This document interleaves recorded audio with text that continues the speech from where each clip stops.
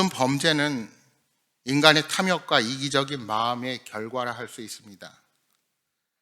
그런데 욥은 철저하게 자신의 욕망을 억제하고 하나님의 뜻에 순종함으로 의인의 걸음을 걸어왔음을 증언하고 있습니다. 따라서 왜 자신이 재앙을 당해야 하는지 몰라 탄식하며 하나님께 부르짖는 것입니다. 오늘 본문은 어제 말씀에 이어서 하나님의 자녀로 피해야 할 죄악에 대해서 언급하며 자신을 점검하는 부분입니다. 먼저 24절, 25절에 욥은 재물에 소망을 두지 않았다고 주장합니다. 그에게 가장 중요한 것은 하나님을 향한 경외였습니다. 물질에 대한 탐욕이 있다는 것은 하나님보다 물질이 자신의 삶에 우선순위가 있다는 것을 증명하는 셈입니다. 그러나 욥은 하나님을 향한 소망을 가지고 살아간 사람이었습니다. 그렇게 하나님께 소망을 두고 살아갔기에 해와 달로 대표되는 이방의 신에게 관심을 보이지 않았습니다. 해는 당시 나일 문명으로 대표되는 애굽의 태양신 숭배를 뜻합니다. 또한 달은 메소포타미아 문명으로 대표되는 바벨론의 달의 숭배를 뜻한다 할 수 있을 것입니다. 당시 이러한 우상들은 모두 사람들을 풍요롭게 해준다고 믿었습니다. 하지만 욥은 이것이 하나님을 속이는 것이기에 재판에 회부될 죄악이라고 규정했습니다. 따라서 남들이 못 보는 사이에 몰래 자신의 손을 우상의 입에 맞추지도 않았고 이러한 이방의 신에게 관심을 기울이지 않고 오직 하나님만을 섬기며 하나님을 향한 믿음을 저버리지 않았다고 고백하는 것입니다. 여러분, 우리는 하나님 외에 다른 것은 그 어떤 것도 우리가 의지할 대상으로 삼아서는 안 됩니다. 아니, 우상처럼 숭배하지 않는다 하여도 내 인생을 위해 뭔가를 의지하는 마음이 있다면 그것은 틀림없는 우상 숭배입니다. 29절 30절을 다시 보십시오. 내가 언제 나를 미워하는 자의 멸망을 기뻐하고 그가 재난당함으로 즐거워하였던가. 실상은 나는 그가 죽기를 구하는 말로 그의 생명을 저주하여 내 입이 범죄하게 하지 아니하였노라. 욥은 언제나 다른 사람을 존중하고 사랑했습니다. 그는 자기를 미워하는 자의 멸망이나 재난을 즐거워하지 않았고 그를 저주하지도 않았습니다. 또한 자신의 장막에 사는 사람들, 즉 자기 아래에 있는 사람들을 배부르게 먹였습니다.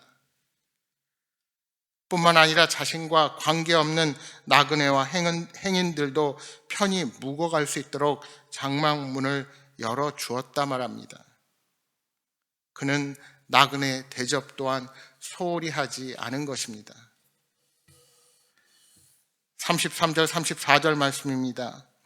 내가 언제 다른 사람처럼 내 악행을 숨긴 일이 있거나 나의 죄악을 나의 품에 감추었으며 내가 언제 큰 무리와 여러 종족의 수모가 두려워서 대문 밖으로 나아가지 못하고 잠잠하였던가. 많은 사람들이 자신의 죄가 드러나는 것을 부끄러워하기에 죄를 은폐하려 합니다.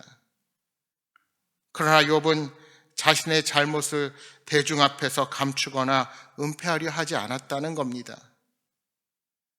34절에 종족의 수모가 두려워서 나아가지 못한 적이 없다는 것은 그만큼 욥을 대적하는 사람이 전혀 없을 정도로 선을 행하며 살았다는 것입니다. 따라서 욥은 주위 사람들에게 호의를 베풀고 설사 어떤 사람이 악한 감정을 가지고 접근해도 오히려 그를 배려할 정도의 넓은 마음을 가졌다는 말이 됩니다. 여러분, 마태복음 5장 44절 45절에 우리 예수님께서 말씀하십니다. 나는 너희에게 이르노니 너희 원수를 사랑하며 너희를 박해하는 자를 위하여 기도하라. 이같이 한즉 하늘에 계신 너희 아버지의 아들이 되리니 이는 하나님이 그 해를 악인과 선인에게 비추시며 비를 의로운 자와 불의한 자에게 내려주심이라. 우리 그리스도인들이 세상 사람과 달라야 하는 것은 원수라도 악한 자라 할지라도 그를 위해 기도할 수 있어야 하기 때문입니다. 사도 바울도 로마서 12장 20절 이하 말씀에서 원수를 먹이고 마시고 따뜻하게 해주라고 명하면서 악을 악으로 갚지 말고 선으로 악을 이기라고 권면합니다. 이처럼 욥은 하나님의 뜻을 정확하게 깨달았고 순종하려고 애쓴 경건의 사람이었습니다. 오늘 우리들도 욥과 같이 인간의 본성을 초월하는 하나님의 말씀을 따라 거룩한 삶을 살고자 애써야 합니다. 이제 욥은 35절 이하 말씀에서 자신이 하지 않는 것을 주장하기 전에 만약 어떤 죄악으로든 자기를 고소할 자가 있다면 고소장을 쓰게 하라고 말하고 있습니다. 당당하게 그 고소장을 받을 뿐만 아니라 자신이 고소당한 사실을 모두에게 드러내고 알겠다고 하면서 자신을 고소한 사람에게 자신의 일거수일투족을 다 알려서 그 오해를 풀겠다고 말하는 것입니다. 욥은 그렇게 하나님 앞에 바로 서기 위해 최선의 노력을 다한 사람이었습니다. 마지막으로 38절 이하 40절 말씀을 다시 봅니다. 만일 내 밭이 나를 향하여 부르짖고 밭 이랑이 함께 울었다면, 만일 내가 값을 내지 않고 그 소출을 먹고 그 소유주가 생명을 잃게 하였다면, 밀 대신에 가시나무가 나고 보리 대신에 독보리가 나는 것이 마땅하니라 하고 욥의 말이 그치니라. 이제 욥은 마지막으로 땅에 대해서 말하고 있습니다. 땅은 이스라엘에게 자유와 음식을 의미합니다. 노예 생활을 하지 않도록 이스라엘 백성들에게 자유의 공간을 제공하고 경제적인 노예가 되지 않기 위해 먹을 것을 공급해주는 원천이 땅입니다.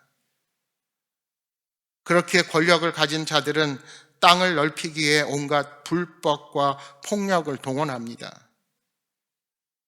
하지만 욥은 힘과 지위가 있을 때에도 다른 사람의 땅을 탐내지 않았고 그들의 권리를 빼앗지 않았습니다. 뿐만 아니라 자신이 감당해야 할 땅에 대한 의무를 저버리지도 않았습니다. 그래서 오늘 본문 38절의 말씀은 두 가지로 해석할 수 있습니다. 하나는 욥이 땅을 언급하는 것이 자신의 무죄를 주장하기 위해서라는 것입니다. 오늘 본문의 욥은 땅을 의인화하여서 자신이 땅을 이용하여 죄를 지었다면 땅이 부르짖고 울었을 것이다 말합니다. 그러니까 욥은 자기 소유에 대한 분수를 지켰고 더 많은 것을 얻기 위해서 노동력을 짜내는 행동을 하지 않았다는 겁니다. 다른 하나는 땅이 착취를 당하는 안식년의 법이나 일부를 가난한 자들에게 나누어주는 신앙과 관련돼서 해석할 수 있습니다. 욥은 땅에 관한 규정을 지킴으로 땅의 권리를 누구에게서도 빼앗지 않았다는 것입니다.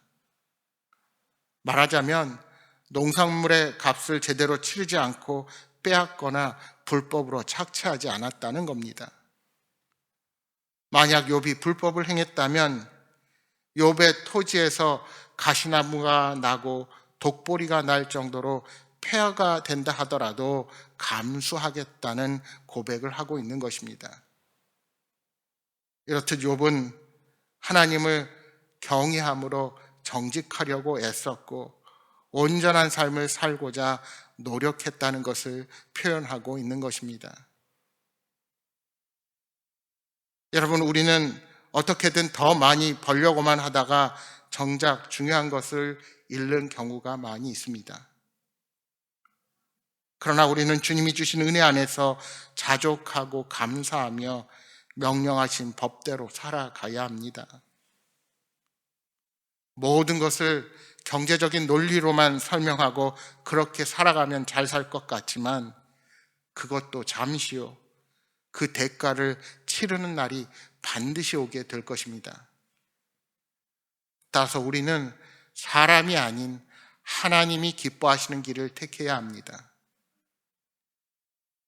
지금은 욥이 비록 고난의 이유를 알지 못해 힘들어하고 탄식하지만 하나님을 경외하며 그 뜻대로 살고자 애쓰는 그를 하나님은 회복시키시며 더 큰 복으로 함께 하신다는 사실을 마침내 깨닫게 되는 것입니다.